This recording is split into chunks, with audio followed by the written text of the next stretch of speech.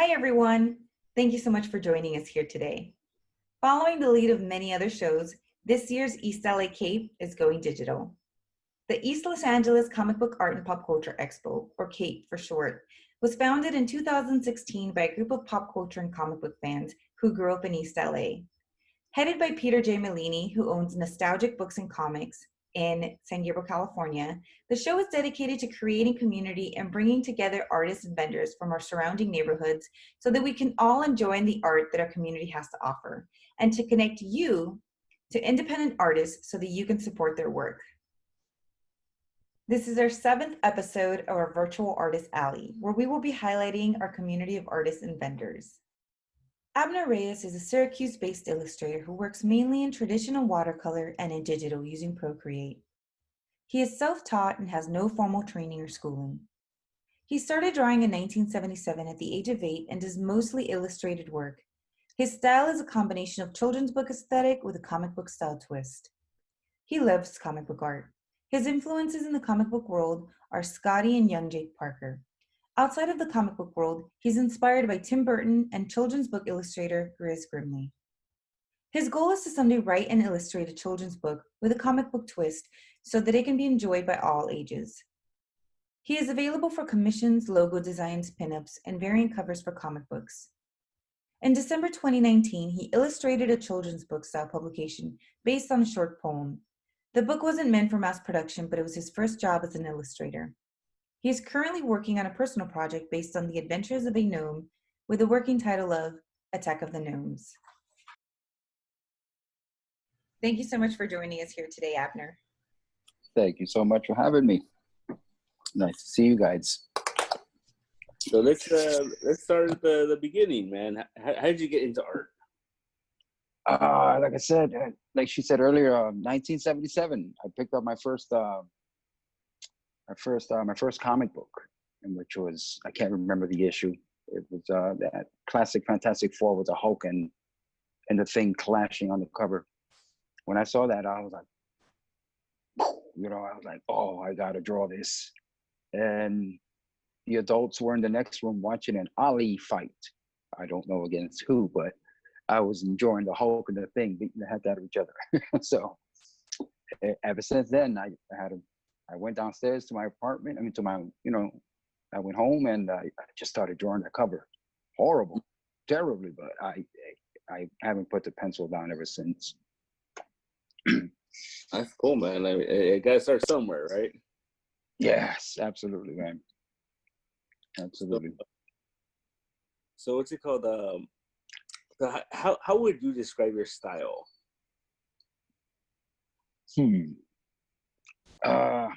Definitely cartoonish. Cartoonish. Very, I don't, my influences. I told you, as and you know very well that Scotty Young, Tim Burton, Grizz Grimley, Jake Parker. These are guys that I tried. What I did was I just took all their work and crammed it into one, and which is now mine. So took a little bit of each, a little bit here, a little bit there, and just jammed them all together, and that's what you see there. And what I bug you with every time when I message you. That's real cool, man. And so right now you're working on can we talk about the gnome thing you're working on? Something, yeah. The working title of it is just in my head. It's Attack of the Gnomes. It's I learned that I can draw them pretty good. Someone compared them to Asgardian trolls and stuff like that. But it's an interesting world. It's a very interesting world. I've been following a lot of groups and a lot of fans of gnomes, and there's a lot of potential there. A lot of potential to create some good storylines and stuff like that. So right now I'm working on a little short story focused on one little particular gnome who's off on an adventure, getting supplies for an unexpected early winter. So he gets into all kinds of stuff along the way, and he's an old beat up gnome, retired warrior kind of thing, and he struggles, but he pulls it off. Yeah. Yeah. So is this like you're talking about like wanting to work in in children's books. Is this something Right. that would be like an all ages thing, or is it like, you know? Right. The whole I love children's book formats. The way the book lays out, you know, just the way it looks, the simple pages, dialogue on this side, picture on this side. I love the layout of a children's book. I think it's so cool. It's, you know, you can say so much with little pictures. I've never been one for panel, like in comic books. You know, it takes a lot out of me. So single page drawings, and I can tell a better story that way. That's cool. Yeah. So I want to combine both, actually, comic book and the children's book format. Mm-hmm. That I've always wanted to do that. So that's going to be my goal for this year. Definitely, I want to finish that book. Hopefully, before the end of the year. You know, just real soon. I'm just doing rough stuff right now, just feeling it out, and see which way I want to go with it. I got a little short story going, so should be okay. Is this photo that you sent us, the little guy with the beard, is that the gnome? That's it could be several, because I draw so many of them. I'm just blown away by how easy they are to draw and what you can do with them. I sent you one. I think it was. Is it the one with the axe in his hand, kind of like Thor? I don't know which. I totally forgot which one I sent you. The first one I'm looking at, he's got a staff and he's got a beard and glasses, and it looks like he's carrying like a big sack with like a green patch. Oh, he's in the snow. Yes. He's in the snow. Yes, that's him. Which I haven't even named him yet. That's how bad of a writer I am. He's yes, that's him on his little mission, trying to, you know, get back to his I haven't decided if it's a village or just a garden, since he is a garden gnome. But yeah, that's it. Yeah, that's my little guy. So you said that there's. I kind of want to talk a little bit more of what you just said. There's this whole world and groups of people. Is it like people that know a lot about gnomes? People that love gnomes? Gnome fanatics. Tell me more about that. These people dress like gnomes. These people act like gnomes. They talk like gnomes, whatever that means. Who knows what a gnome talks like? Yeah, I joined them for some reason. I drew a picture one time of a gnome, and I started searching gnome groups on Facebook, and I found them. And it's like I get so much information from them. You know, what is a gnome's natural enemy, and blah blah blah, and stuff like that. And they kind of look at me like I'm nuts, because no one's ever taken it in the direction that I'm willing to take it, with swords and it's like a mouse guard. I'm not ashamed to admit that it has a mouse guard feel to it as well. So they're just not as tiny. So yeah. I learned about like gnome lore, because that's such an interesting kind of take that you've kind of stumbled upon this almost like secret world of gnomehood. Like, what have you learned about gnomes or the lore of gnomes? I mean, what I've learned about the gnomes is they're just, I don't know. I think I don't get anything, like I don't get that kind of information for them, like from these people. They don't, they make up their own things. They show off gnome statues, gnome figures, gnome shirts and stuff like that. But as far as the history, there is no history. There's, they're just living gnome's life in a garden and eating, carrying acorns. So there is no history. The truth of the matter is it has a shady history. It has a shady history. I discovered that later on, that it has the first gnomes that came out, I don't know. The first gnomes that came out were designed and created by racists. Oh, wow. The first gnomes that came out were drawn saluting the Hitler thing, and it caught on in Germany. It went around and around, but after a while, everybody just dumped that nastiness, and just made it into what it is now: friendly little goofy gnomes all living in the village. And I never realized the connection between gnomes and the Smurfs. Mm. The Smurfs are gnomes. And that's what it would look like. It would look more like a Smurf cartoon or comic, you know. But I was shocked when I read that. I was sorely shocked. That's the history of it. And it's, I plan to change that. You know, I want to make these guys little heroes.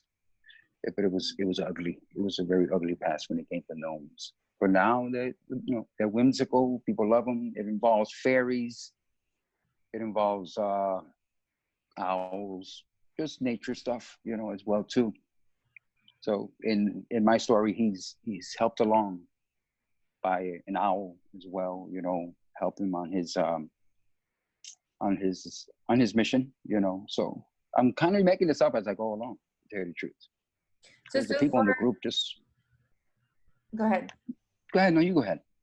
No, I was gonna say, because one of the things that I find really interesting is how people build their world, right? So what are the rules of the worlds that these people build? So what are some of kind of like the whimsical rules that the gnomes have to abide by, or like what is their, so far the way that you're envisioning it, what's their culture like? They're very, like I said, this is all stuff I'm making up. You know, there's not really a history on this. There are books out there on it, but it's never consistent. It's always, this person said this is what they do, this person says this is what they do. So it doesn't make any sense. Everybody just, you know, kind of makes it up as they go along. But to me, they're a community, you know. They're all about surviving. They're all about, you know,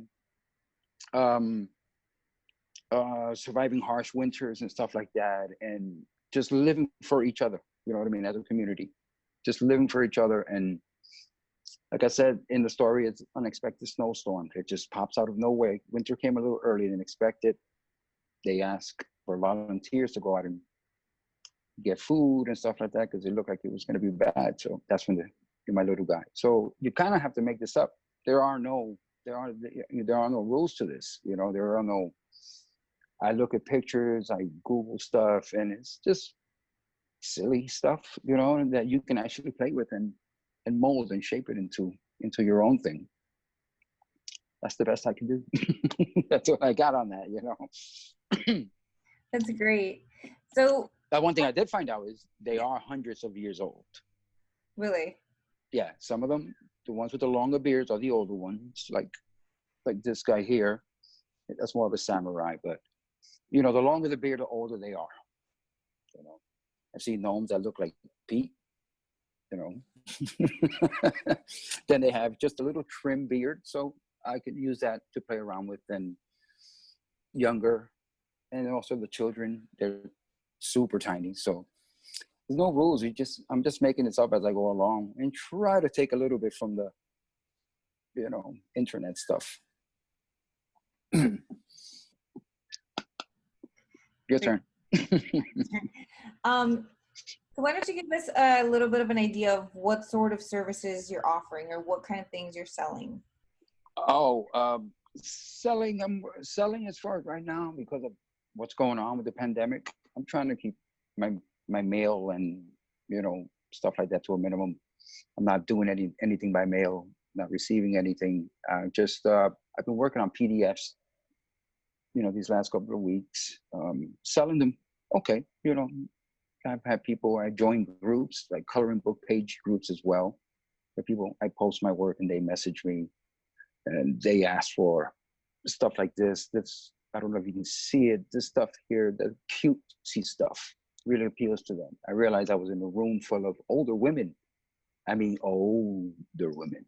I was like, oh, I gotta draw cute stuff now. I can't draw stuff like this or like this. So I have to change my style a little bit, but it's fun. I mean, they love it.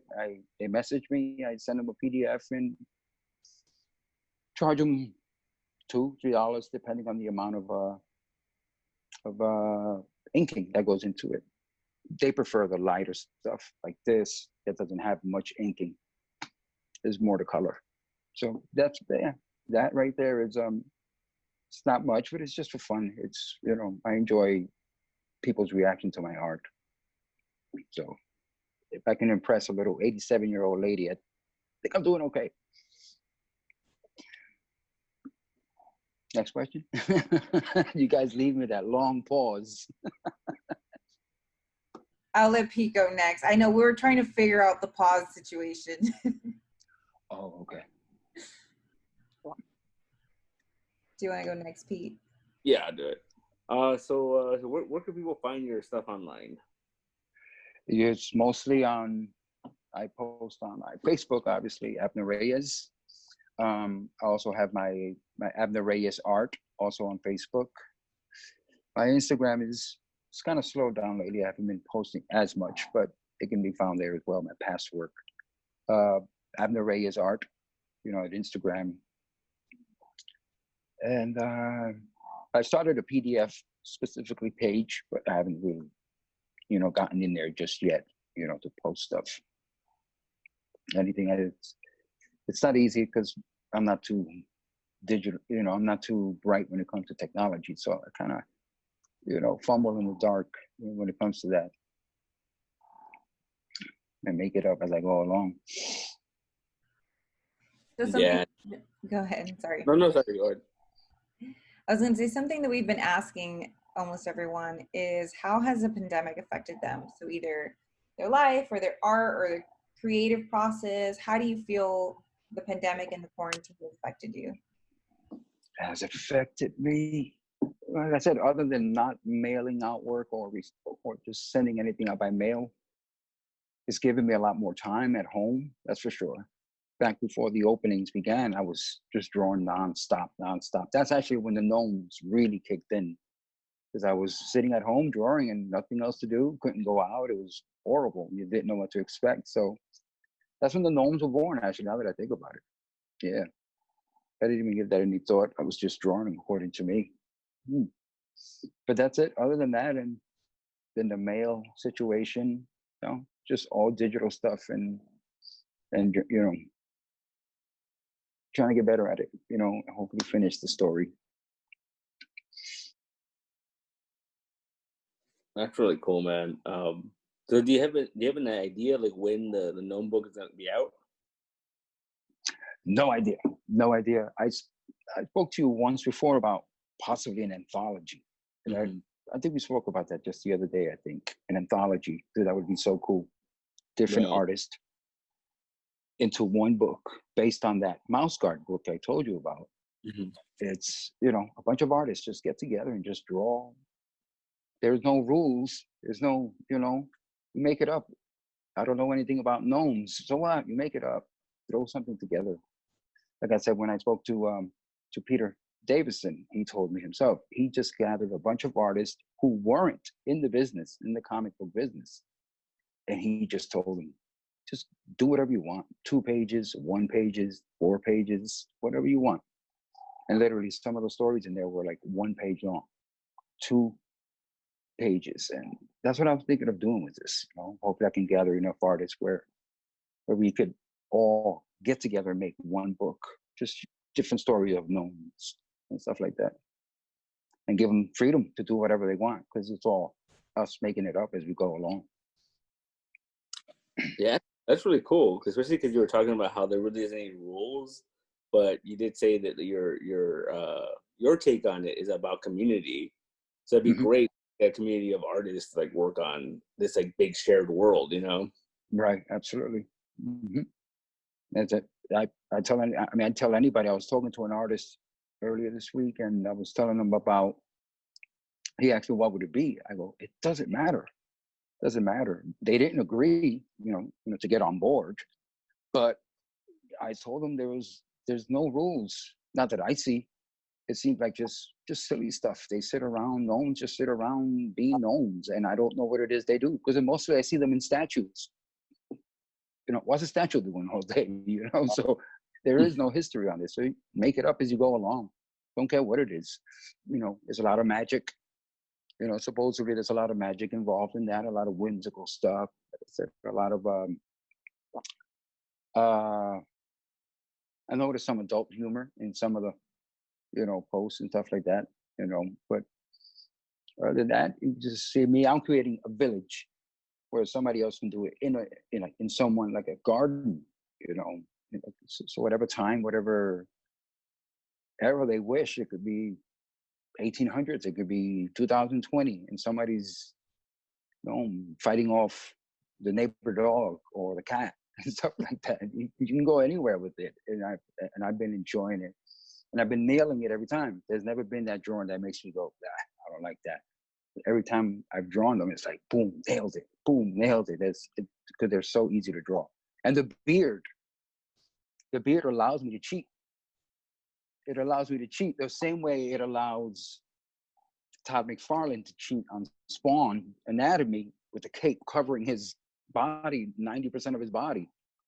So it allows you to cheat a little bit. That's why I love the beard. They have a short beard. I like the long beard. It helps me with the body. I don't have to get the anatomy just right, or, it helps a lot. It pushes it along. Excuse me, guys. Not Corona, I assure you. They're very adorable. I really like your style. I like, because it's such a compressed little human, but you get like their age and their strength because he's carrying like the big satchel. It's very, very cute. Do you have any fairies, or do you have any other like whimsical characters that show up? No, I haven't started on any fairies at the moment. I came up with I was looking up common enemies of gnomes and stuff like that, So I got these little, almost Aku like characters, where they're all black, all eyes, and they're somehow evil. They're evil. They're like dark fairies. Let's put it that way. If I had to put a word on it, I would say dark fairies. Just making his trip and his adventure impossible. Doing everything they can to stop him. And I haven't decided why yet, but I'm pretty sure it'll come to me. And I draw them in all kinds of different, like this guy here, he's a samurai. That's very heavily Scotty Young influence, by the way. Pete might recognize it. And this is a teddy bear. So and I was also thinking of introducing teddy bears as well, too, into that world, which is weird, but why not? Who cares? There's no rules. What's like that? There's a nursery rhyme that's about that, right? Like the teddy bears. I feel like I remember that from a commercial from when I was a kid. Like a nursery rhyme about teddy bears coming out at night, and I don't know. I never heard of it, but that sounds interesting. Because Pete knows a couple of years ago, I was also doing teddy bear designs, protecting the children under the bed type, monsters under the bed type deal. A lot of people that follow my work, they want to see more teddy bears. And I'm like, I don't know. I'm kind of doing the gnome thing right now. I'm going to stick with that. I'm feeling real good about it. But who knows? Maybe I can find a way to cram them together in some crazy, almost, what is it, Pete? Robots, zombies, and Ashley Wood book. Was it?